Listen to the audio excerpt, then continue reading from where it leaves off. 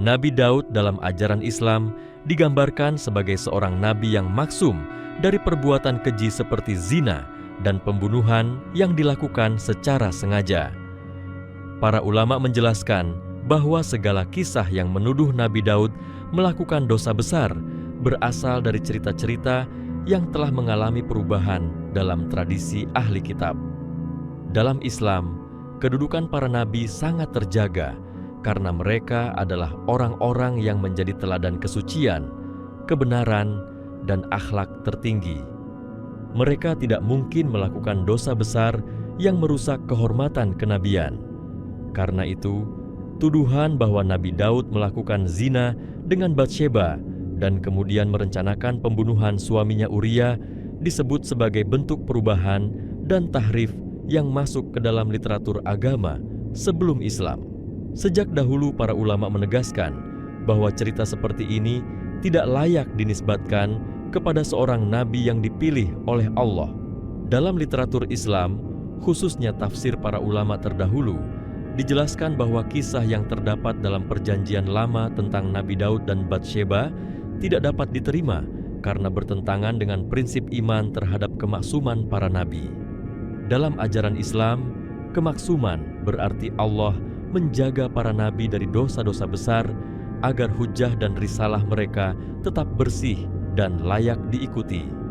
Kisah yang tersebar dalam tradisi Yahudi dan Kristen menyebutkan bahwa Nabi Daud melihat Batsheba sedang mandi lalu tergoda dan melakukan hubungan dengannya.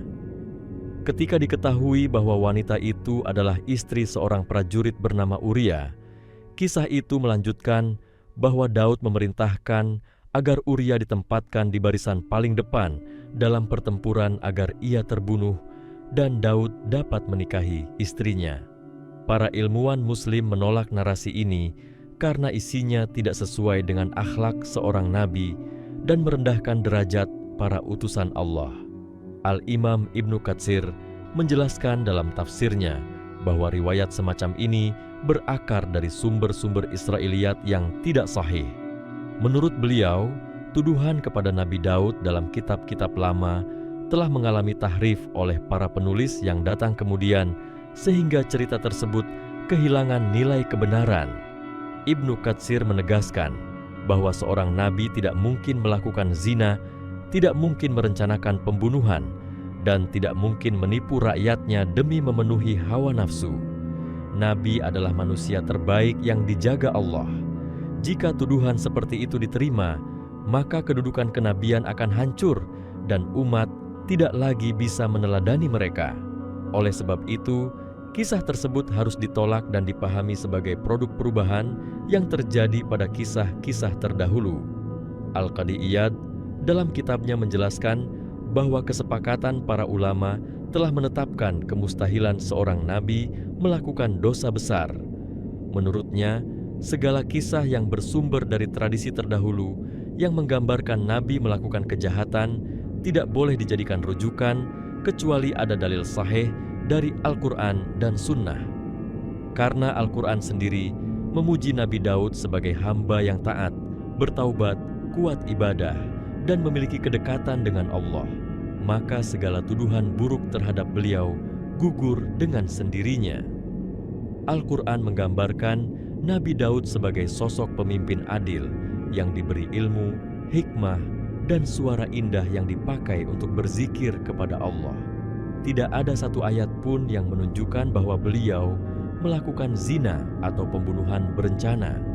Yang ada hanyalah kisah tentang dua orang yang berselisih dan muncul untuk menguji kebijaksanaan Nabi Daud. Dalam kisah itu, Nabi Daud segera menyadari bahwa perkara tersebut adalah ujian dari Allah dan beliau bertaubat dengan penyesalan yang mendalam. Namun para ulama menegaskan bahwa ujian tersebut tidak berkaitan dengan kisah zina atau pembunuhan, melainkan berkaitan dengan keputusan beliau yang seharusnya lebih teliti. Kesalahan tersebut bukanlah dosa besar, melainkan bentuk kehilafan seorang nabi yang masih berada dalam batas kemaksuman karena tidak terkait maksiat. Para cendekiawan Muslim seperti Al-Razi, Al-Tabari, dan Al-Qurtubi menjelaskan bahwa kisah Batsheba dan Uria sudah lama dianggap cacat oleh para ahli ilmu dalam Islam. Mereka menunjukkan beberapa alasan yang kuat.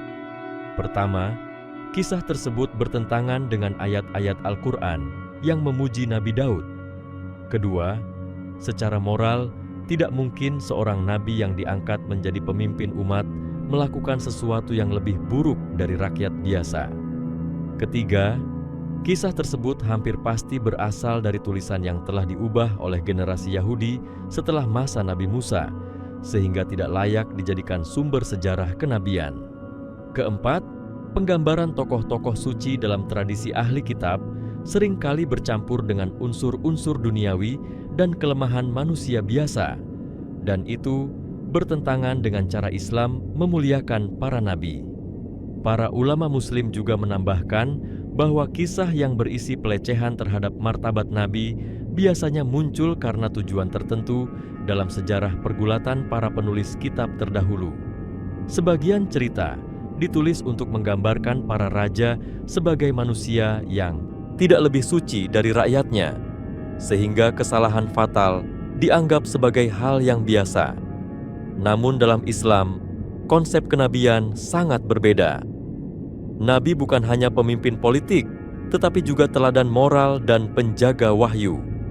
Oleh karena itu, tidak mungkin Nabi Daud melakukan zina dan merencanakan pembunuhan. Para ahli sejarah Islam juga mengingatkan bahwa kejatuhan moral Daud dalam narasi kitab lama menjadi alasan mengapa sebagian kelompok kehilangan rasa hormat terhadap sosok Nabi dan menganggap dosa besar sebagai hal yang lumrah. Islam datang untuk meluruskan pemahaman ini. Al-Quran tidak menutupi bahwa para nabi adalah manusia, namun tetap menegaskan bahwa Allah menjaganya dari maksiat besar agar risalah mereka tetap bersih. Kisah-kisah tahrif seperti tuduhan kepada Nabi Daud bukan hanya merendahkan Nabi, tetapi juga merusak konsep wahyu. Dengan demikian, menurut para ilmuwan Muslim, cerita bahwa Nabi Daud berzina dengan Batsyeba dan membunuh Uria adalah kisah yang telah ditambah dan diubah oleh manusia sehingga tidak bisa dijadikan pegangan.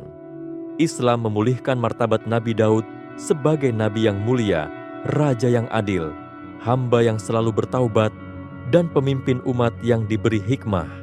Ia tidak melakukan zina dan tidak membunuh suami Batsyeba. Yang benar adalah bahwa Nabi Daud diuji dengan perselisihan dua orang, dan ia segera kembali kepada Allah dengan penuh ketundukan. Inilah yang sejalan dengan ajaran Al-Quran dan penjelasan para ulama Muslim. Islam menjaga kemuliaan para nabi dan membersihkan mereka dari segala tuduhan keji yang berasal dari cerita yang telah mengalami perubahan. Dalam pandangan ilmuwan Muslim, penyucian kisah para nabi merupakan bagian dari upaya memurnikan ajaran wahyu dari masuknya cerita-cerita yang tidak sesuai dengan martabat kenabian. Oleh sebab itu, ketika ditemukan kisah-kisah dalam tradisi Yahudi dan Kristen yang menggambarkan Nabi Daud sebagai lelaki yang tergoda hawa nafsu hingga merusak rumah tangga seorang prajurit setianya, para ulama segera menolaknya dan menegaskan bahwa itu merupakan bentuk perubahan yang disengaja maupun tidak disengaja dalam perjalanan panjang penyalinan kitab suci mereka. Para mufasir menjelaskan bahwa Allah menggunakan kisah Nabi Daud dalam Al-Quran bukan untuk menampilkan citra yang buruk, tetapi untuk menunjukkan keteladanan dalam kembali kepada Allah dengan penuh tawadhu dan mendekatkan diri kepada kebenaran. Sebab itu pula, kisah yang menggambarkan dosa besar sama sekali tidak selaras dengan cara Al-Quran memperkenalkan Nabi Daud. Para ilmuwan Muslim juga mengkaji bahwa struktur kisah dalam tradisi ahli kitab mengenai Batsyeba memiliki ciri narasi yang sering muncul dalam cerita kerajaan pada budaya kuno, yaitu penekanan pada konflik internal istana, kisah cinta terlarang, dan intrik kekuasaan. Dalam banyak kebudayaan, kisah-kisah seperti itu digunakan untuk memberikan gambaran dramatis mengenai raja-raja terdahulu.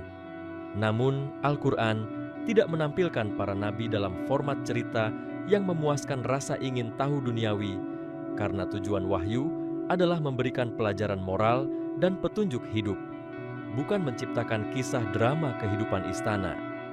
Oleh karena itu, para mufasir menilai kisah tersebut lebih mencerminkan pola sastra bangsa-bangsa terdahulu daripada realitas sejarah seorang nabi yang dijaga oleh Allah. Sebagian besar ulama juga menjelaskan bahwa bila benar Nabi Daud melakukan zina dan kemudian membunuh seorang lelaki yang tidak bersalah demi mendapatkan istrinya, tentu Al-Quran akan menyebutkan perkara tersebut dengan jelas, sebagaimana ia menyinggung kesalahan sebagian nabi yang sifatnya tidak terkait maksiat besar.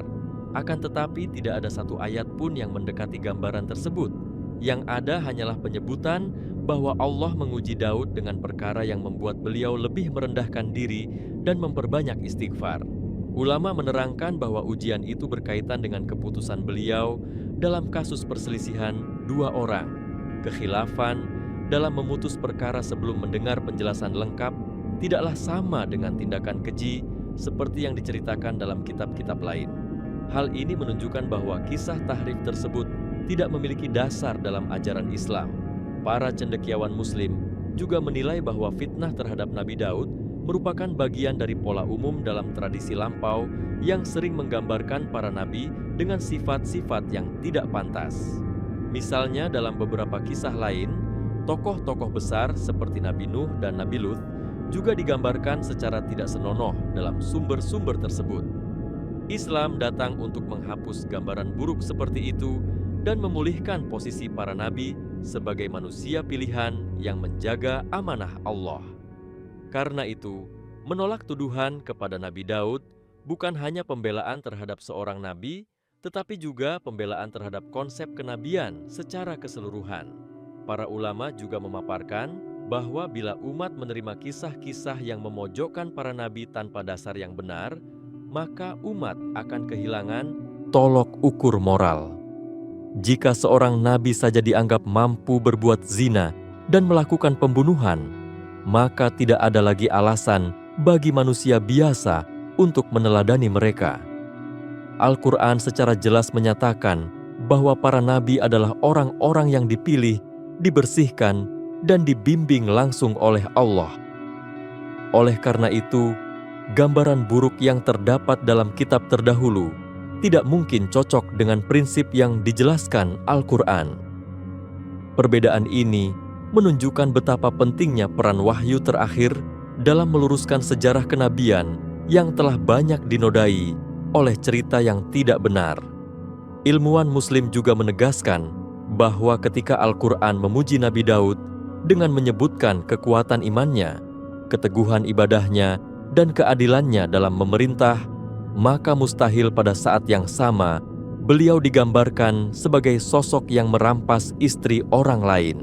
Penyebutan bahwa gunung dan burung bertasbih bersama beliau menunjukkan ketinggian spiritual yang tidak mungkin terdapat pada orang yang terjerumus dalam perilaku amoral.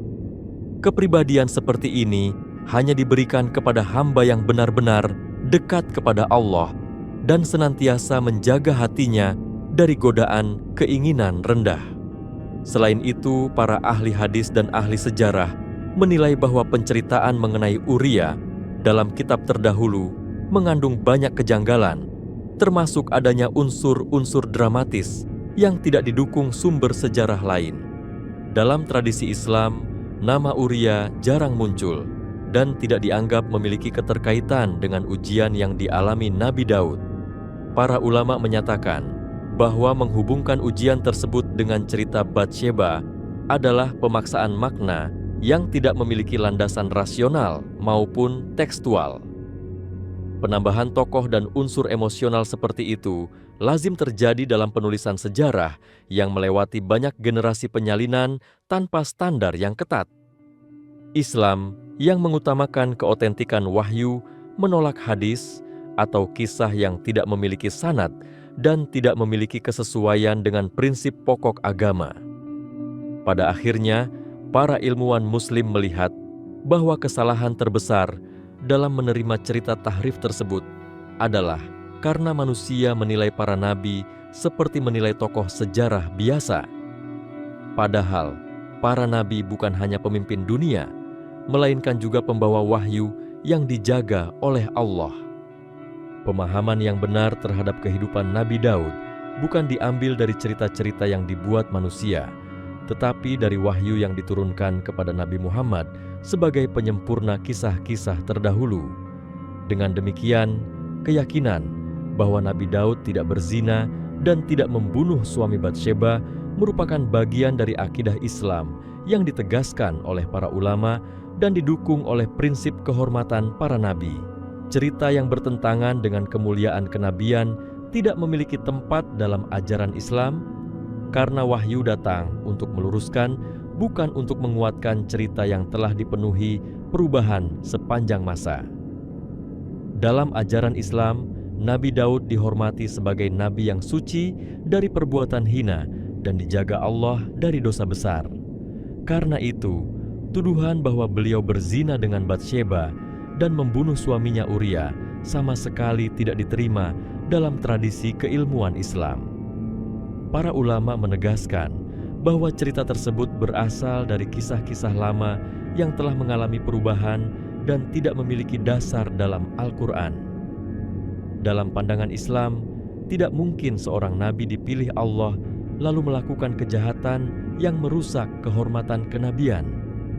Al-Quran justru memuji Nabi Daud sebagai hamba yang saleh, raja yang adil, ahli ibadah, dan pemilik hikmah. Narasi dalam tradisi Yahudi dan Kristen dianggap sebagai tahrif yang bercampur dengan unsur-unsur dramatik khas sastra kerajaan, bukan kisah sejarah yang benar. Para mufasir besar seperti Ibnu Katsir, Al-Razi, Al-Qadi Iyad, Al-Tabari, dan Al-Qurtubi sepakat menolak tuduhan tersebut karena bertentangan dengan prinsip kemaksuman para nabi. Mereka menjelaskan bahwa ujian yang disebutkan dalam Al-Quran tidak berkaitan dengan zina atau pembunuhan, tetapi mengenai keputusan Nabi Daud dalam memutus perkara dengan cepat. Hal ini menunjukkan bahwa kisah Batsyeba bukan bagian dari ajaran wahyu, melainkan tambahan manusia. Islam datang untuk memulihkan kehormatan para nabi yang telah dinodai cerita yang keliru. Maka kesimpulannya, menurut para ilmuwan Muslim, Nabi Daud tidak melakukan zina dan tidak membunuh Uria, dan segala kisah yang menyebut sebaliknya adalah tahrif yang ditolak oleh akidah Islam.